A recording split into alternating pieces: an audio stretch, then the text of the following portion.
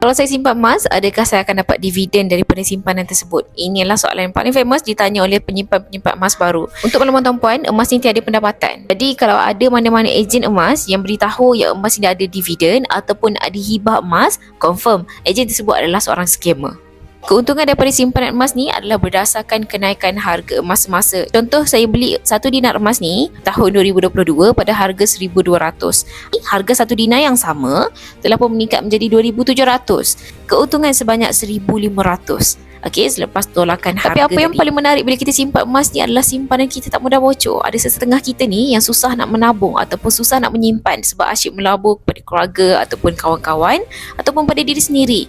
Terlalu banyak belanja sampai kita tak boleh sedar simpanan kita makin lama makin berkurang kalau kita simpan dalam bentuk duit. Jadi kalau kita simpan dalam bentuk emas, harganya juga akan meningkat. Malah nilainya juga makin lama makin meningkat. Jadi dia boleh bantu untuk anda yang ada sifat boros ataupun susah nak menabung. Bila kita simpan emas ni, setelah ada 1 dinar, kita nak tambah lagi 5 gram, kita nak tambah lagi 10 gram, kita nak tambah lagi 5 dinar, simpanan kita makin lama makin meningkat.